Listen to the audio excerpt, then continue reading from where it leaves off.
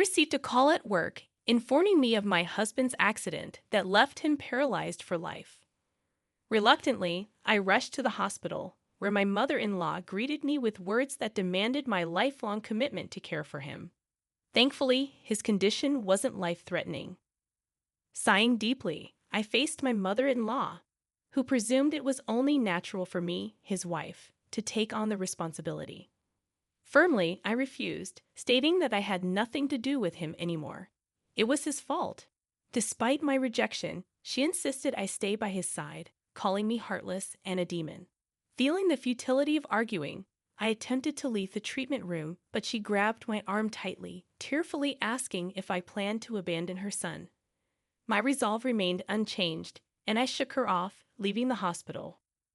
At home, I immediately started packing, determined to move on and create a happy life with my daughter. Despite numerous calls from my mother-in-law, I ignored them, letting the answering machine bear witness to her pleas. As I settled into my new life, peace returned, but 3 weeks later, my husband called. Initially ignoring him, his persistent calls prompted me to answer. We were supposed to be separated. What do you want now? I questioned. He requested financial help with hospital bills, claiming I had an obligation. Refusing to yield, I asserted my lack of responsibility. Threateningly, he mentioned canceling the divorce, to which I responded that I never intended to divorce in the first place. He insisted on family court mediation, asserting we had submitted a divorce application before the accident.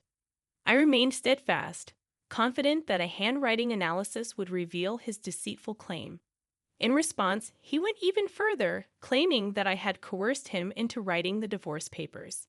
Additionally, he hadn't informed his mother of our official separation, and the thought of causing her more sadness troubled me deeply.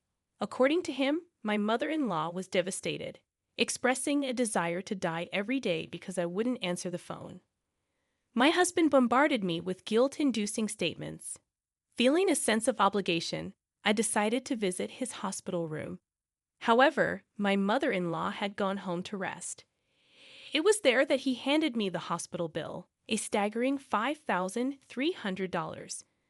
When questioned, he explained it was a self-inflicted accident and insurance wouldn't cover it. Just pay it for now. I'll pay you back later, he assured. Despite the exorbitant amount, I believed his words and paid the hospital fees. Upon presenting the receipt to my ex-husband, I faced cold stares from those around me. Patients accused me of being a terrible wife for not caring for my paralyzed husband, labeling me a heartless demon. My ex-husband, in a twisted version of events, had told the nurses that I abandoned him and went home. They treated me with disdain. Feeling uncomfortable and wanting to leave, a nurse unexpectedly came to take my ex-husband's temperature. To my surprise, he declared, "My wife has finally reflected on her actions and has decided to start taking care of me from today." I had no such intention, but as I tried to explain, he pulled me closer, whispering a threat. He could move and warned me not to make a scene, or he'd invalidate the divorce. I was instructed not to tell his mother the truth. Refusing to be manipulated, I clarified that I had only come to pay the hospital bills and had no intention of taking care of him. His response was chilling. He insisted that, if I wanted to live separately with our child, I would have to care for him for a while. He made a show of asking loudly, in front of everyone, if I would abandon him, painting a distorted picture of our situation, all in the pursuit of a peaceful separation. With no choice but to comply, fearing the fabrication of stories that could separate me from my daughter, I reluctantly began caring for my paralyzed ex-husband, Jeff. While sympathetic to his condition, my feelings were limited to that. Tormented by Jeff in the past, my only desire was for him to genuinely reflect on his actions. Over our 20-year marriage, he had subjected me to numerous terrible things. After about a week of caregiving, I noticed an oddity. I was the sole visitor to his hospital room. His mother was nowhere to be found. When questioned, Jeff evaded, suggesting it must be difficult for her to witness his condition. Suspicion arose. Did she not care about her son's state at all? Suspecting hidden truths, I unlocked his smartphone while he slept, revealing secrets he kept from me. Digging deeper, I unearthed even more shocking revelations. It became clear that he was using me for his convenience, and the only way to break free was to expose Jeff's actions and true character. Gathering evidence carefully, I resolved to bring him down thoroughly. A week later, his mother suddenly appeared to visit Jeff. Panicking, he questioned her unexpected visit, despite his earlier claims that she had no interest in coming. I interjected, reminding him that I was no longer his wife. Confused, my mother-in-law looked at me, and as I showed her a photo on my smartphone, she became flustered. The image depicted Jeff with another woman, evidence of his affair.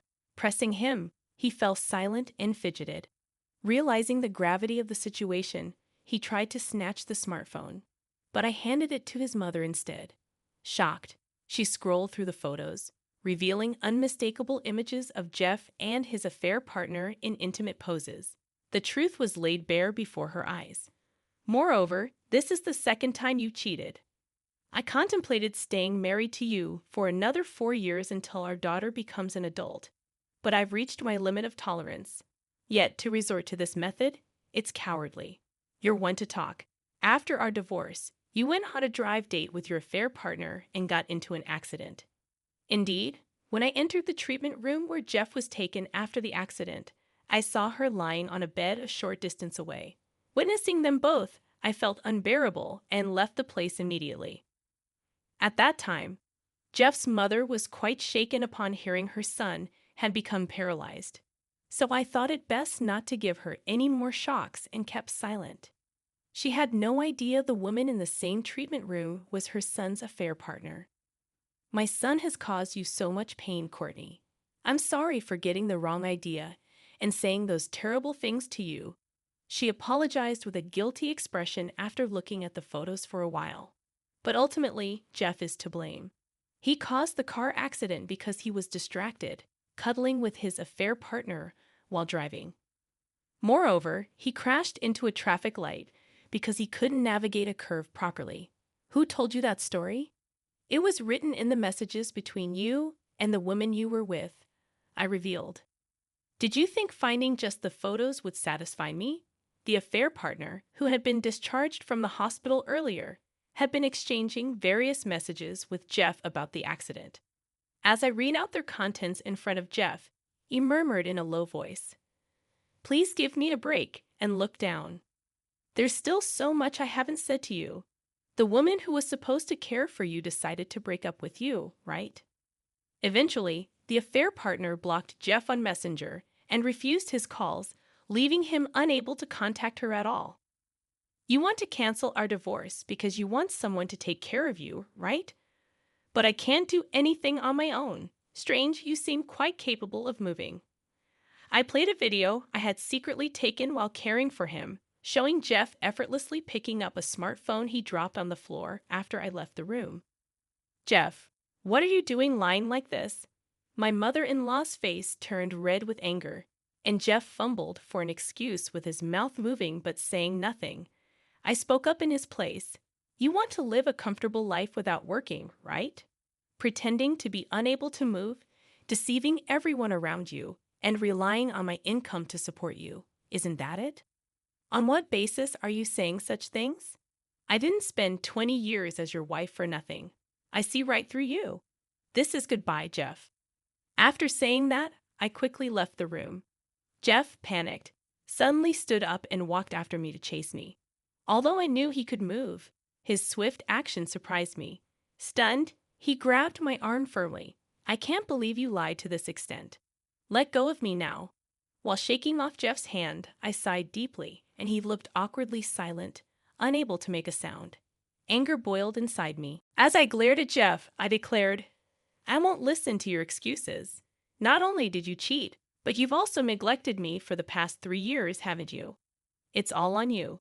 It's your fault for not being attractive enough to keep me. Your defiant attitude is something I can't stand. Do you have any idea how much you've hurt me by coming home late at night, reeking of different women's perfume, without a word of conversation at home? Jeff cheated on me 3 years ago for the first time, and since then, I've been treated like a maid. We slept in the same room, but I lived in a state of rejection. He bluntly told me, "A 48-year-old woman like you is no longer a woman." Later, he had an affair with a woman 20 years younger than him, who was with him during the accident. Shocked, I could hardly eat or sleep. My daughter noticed my deteriorating condition day by day and gently told me, "Mommy, if it's too hard for you, it's okay to get a divorce." For the first time, I discussed our situation in front of my mother-in-law. She turned to Jeff and sternly said, "Jeff, if you ever trouble Courtney again, I won't forgive you. Why won't anyone take my side? You brought this upon yourself, you fool. From now on, you're on your own."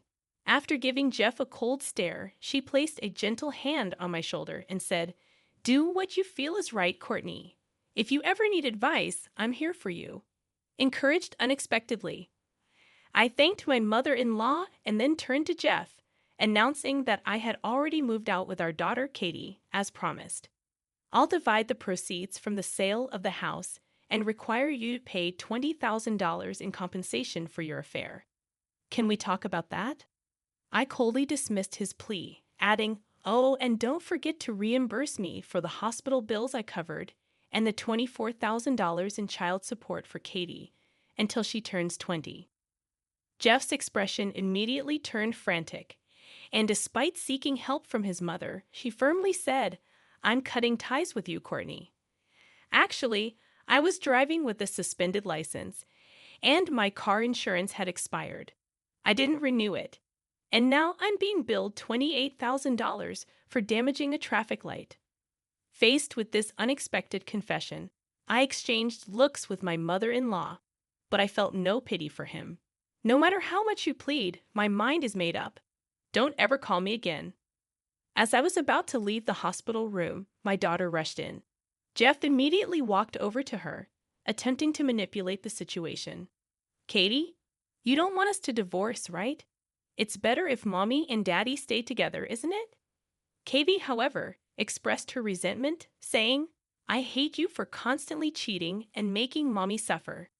You came here worried about me, right?"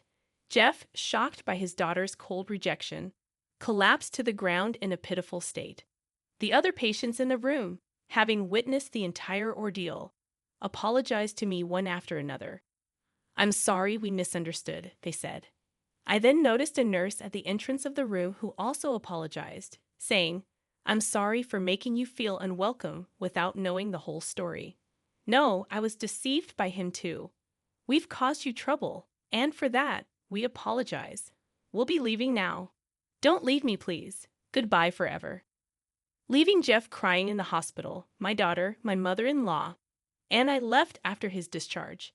Jeff sold the house and paid the $20,000 in compensation for the affair, the $50,000 in property division, the $5,300 I fronted for his hospital bills, and the promised $244,000 in child support for Katie, leaving him almost penniless.